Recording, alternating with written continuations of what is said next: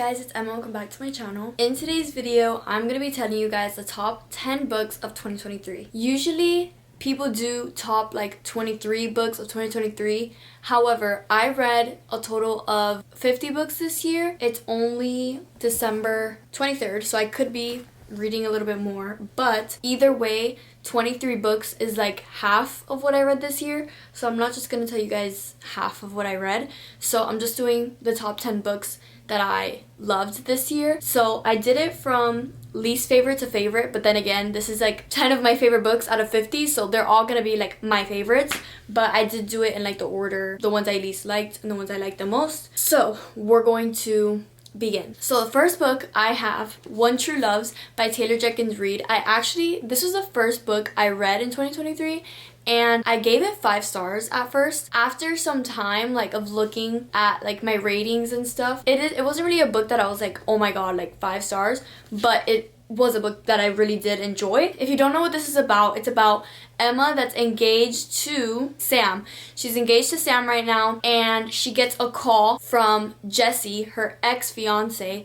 that he's alive and he somehow survives the helicopter crash that he went through like a long time ago. So she had thought like he died, and she went through so much like trying to get over him, just to find out that he was alive the whole time, and he ends up obviously coming back, and she has to figure out if she wants to stay with Sam because she's built like this relationship with Sam. She obviously is getting engaged to him, or to kind of build something up again with Jessie, her high school sweetheart. It's honestly really interesting, and I am really happy with the ending of this book. I was scared what was gonna happen with the ending, but I am happy with it. I'm trying not to say too much because this is the type of book where you like definitely don't want a spoiler of like who she ends up with and what she decides to do. Not only do you follow like her trying to decide, but you also follow her like grieving when she found out that like Jessie did not survive the helicopter crash. Yeah, really good book. I gave it 5 stars at first, but I ended up bumping it down to 4.5. So still really good, but yeah, that's the 10th place for 2023 books. We're gonna start doing that. We're gonna put them in places. In 9th place, I have Things We Never Got Over. This is the first book in the Knock 'Em Out series, and it's about Knox and Naomi. Naomi is running away. Yeah, she's running away from her fiance. She goes to Knock 'Em Out, which is the small town. She also has this twin sister that it's like literally an evil twin sister, and so when she gets to this town, they're like, oh my god, she's back, and they think it's her twin sister, and she's like, what are you guys talking about? Like, I've literally never been here before. I'm nice. And Knox like sees her in like a coffee shop, and he's already being mean to her, and she's like, my name is Naomi, like it's not Tina, my twin sister.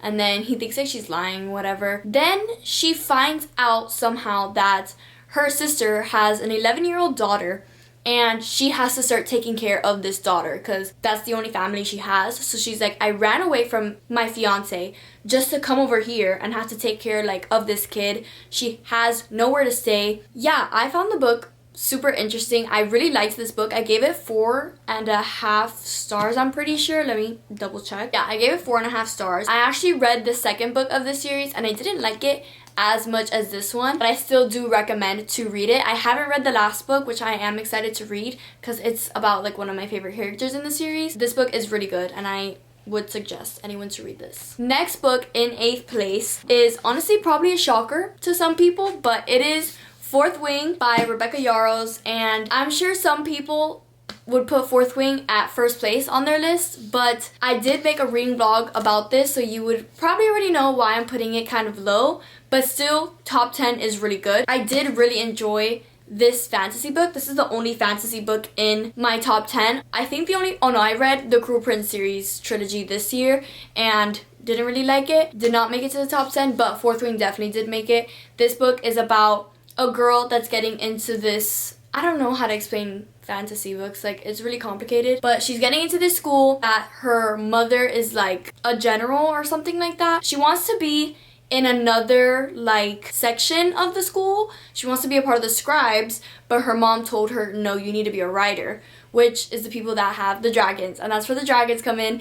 That was probably one of my favorite parts of the book, and I didn't think it was going to be because everyone was like, oh, the dragons, and I didn't understand it until I read it, and I loved the dragons part of the book. The romance in this book is really, really good. It builds a bunch of tension. Like, they don't give it to you right off the bat. It gets built up over the course of the whole book. I did really enjoy it. All the chapters were somewhat entertaining. There was challenges going on, drama, all of that. Gave it 4 stars. Yeah.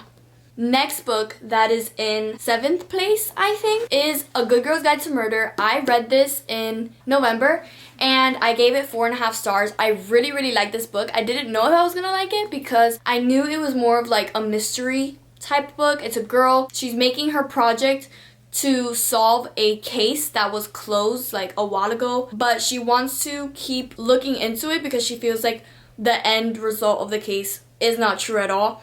So she's doing this like investigating by herself until she asks Ravi to help her, because Ravi is related to the guy that was convicted of like the murder, and she's like, I don't think your brother did it, so help me. You follow her go through all this investigating that she's doing, and I honestly thought it was so cool. But reading this book actually helped me realize like maybe I do like mystery books, and I am really excited because I have the Naturals, the first Naturals book by Jennifer Lynn Barnes on my shelf. I haven't read it yet, but I know that if I liked this book, I will most likely like that book, and I'm pretty sure there's a romance in there too.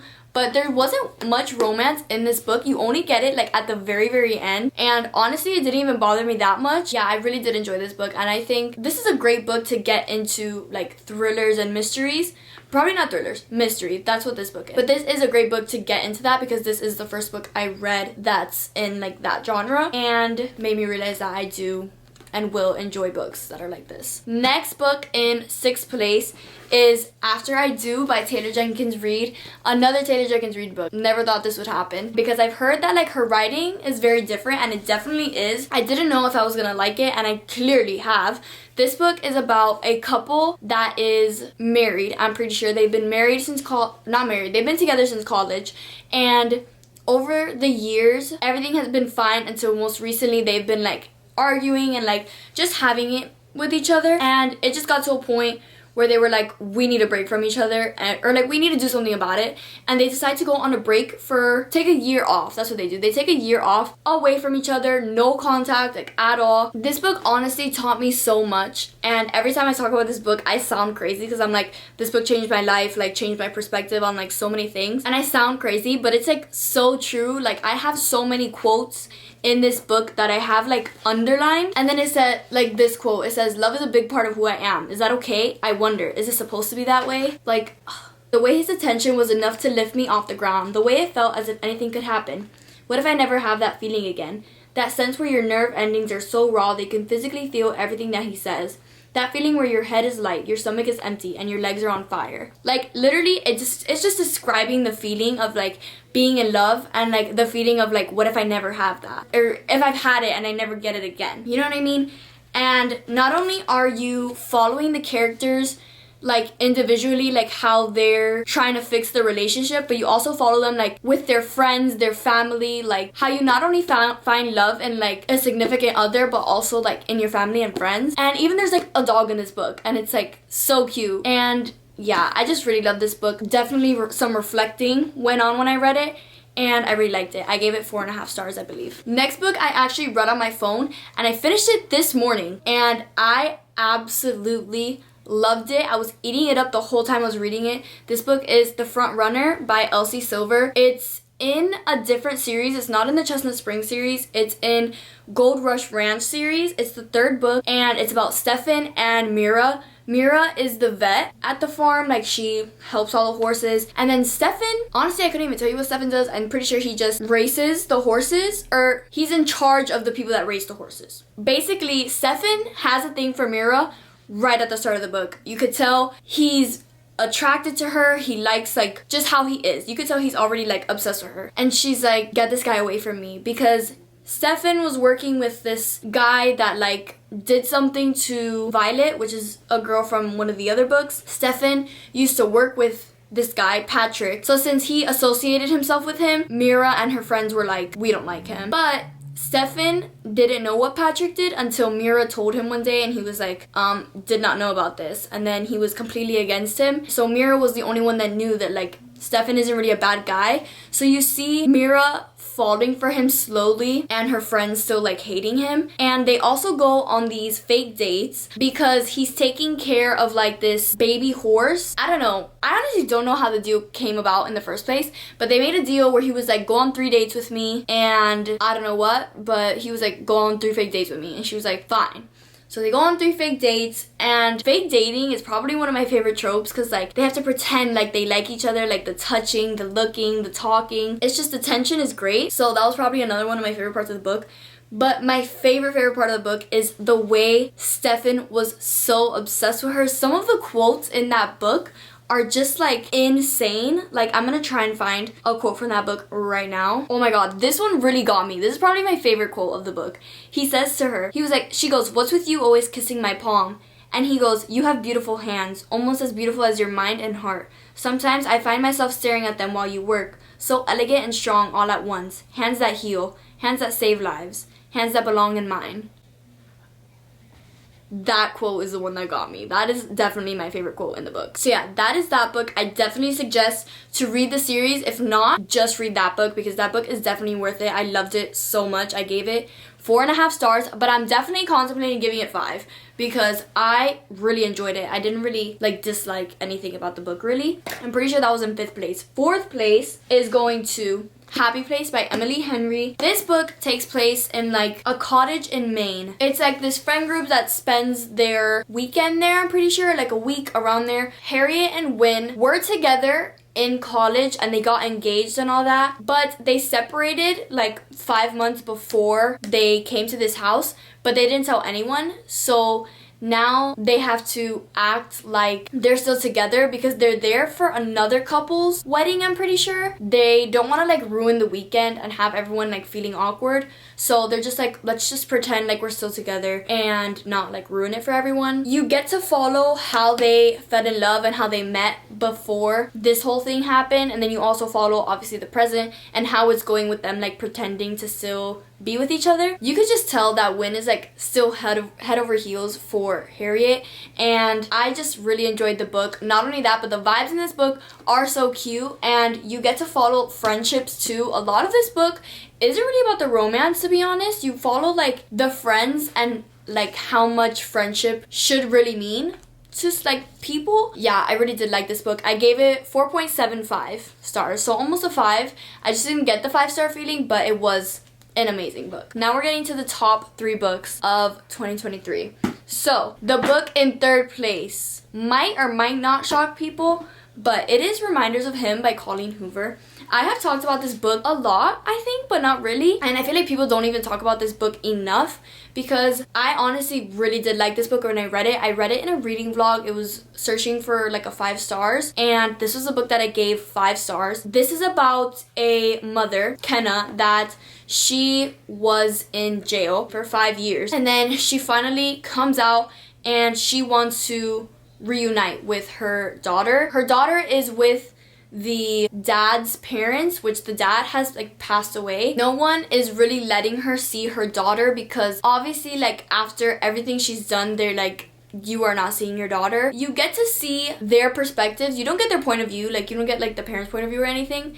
You do get Kenna and Ledger, which is the love interest in the book. You follow Kenna's side and how bad she wants to see her daughter, and you hear her side and you're like, damn, like she deserves to see her daughter. Like you could tell she really wants to give it another chance. But then you go to like Ledger's side and you see why him and the parents don't like trust her to see her daughter again.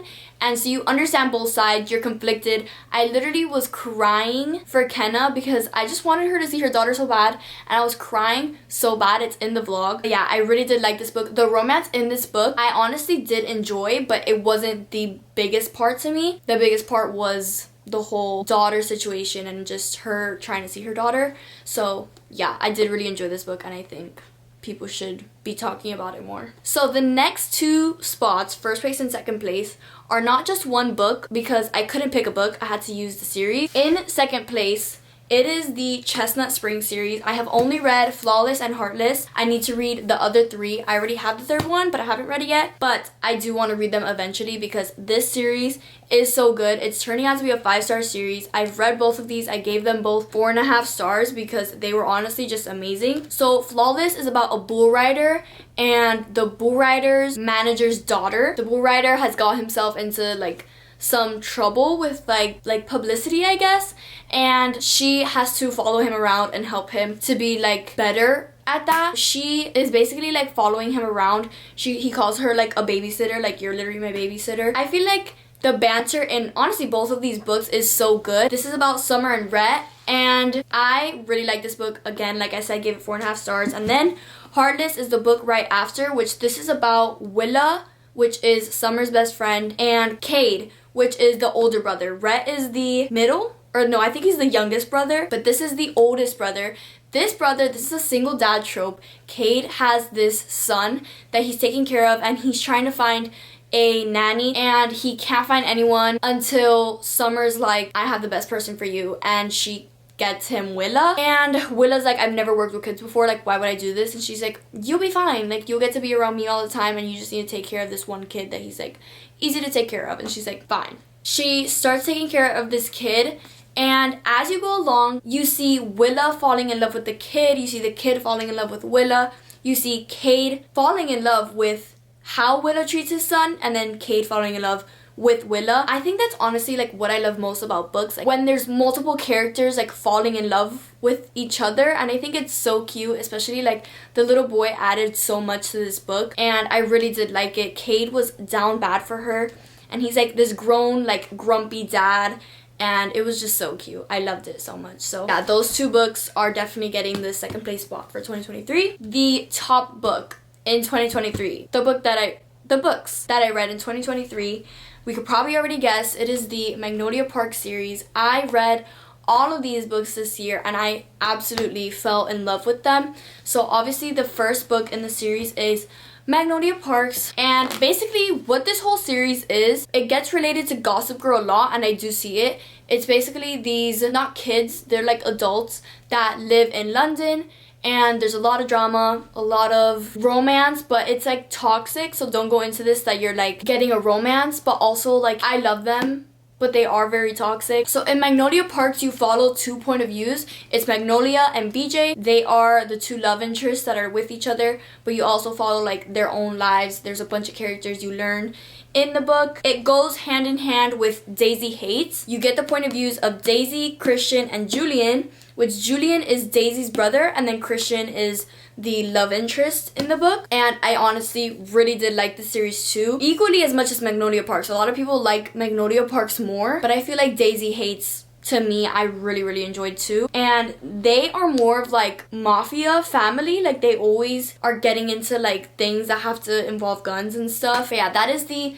second book. And then the next Magnolia Parks book is Magnolia Parks The Long Way Home. A lot more happens in this book. There are plot twists. I think especially in the Magnolia Parks books, you get to find out more in this next book of Magnolia Parks, and then there's another plot twist that happens at the end, which I'm so excited for the next Magnolia Parks books to come out. They already revealed the cover, and I'm so excited. This book also amazing. And then the last book, Daisy Hates The Great Undoing, which this one you get more of Julian's point of view, and everyone falls in love with Julian in this book. You honestly feel bad for him at the end, and everyone just wants to give him a hug because he's like obviously this big tough like mafia guy, like no one messes with him, and then you see like this soft side of him, and it's just like, damn. There's no way I can explain like how much I love these books and why these books are in like first place for 2023. These books honestly just have a special place in my heart. The quotes in this book are also amazing. As you can tell, the covers are like absolutely beautiful, and there's literally nothing wrong with these books. If you couldn't tell, this is definitely a 5-star series to me. Pretty sure all of these books 5 stars. I'm pretty sure the last 2 I definitely gave 5 stars. So the first book I gave 4.75. Then Daisy Hates I gave 5 stars. Magnolia Parks The Long Way Home 5 stars, and Daisy Hates The Great Undoing 5 stars. So basically all of them are 5 stars to me. I love them so much. So if you haven't read this series, you need to read it in 2024 because it is one of the best things that happened to me this year. Not to be dramatic and weird, but gotta say it. I don't want to lift it up, but those are the top 10 books of 2023. Kind of, because I kind of cheated with the last 2, first place and second place, but it's okay. I really hope you guys enjoyed. Make sure you give a like, subscribe, turn on your post notifications so that you know when I post my next video, and I'll see you guys in the next one. Bye, guys.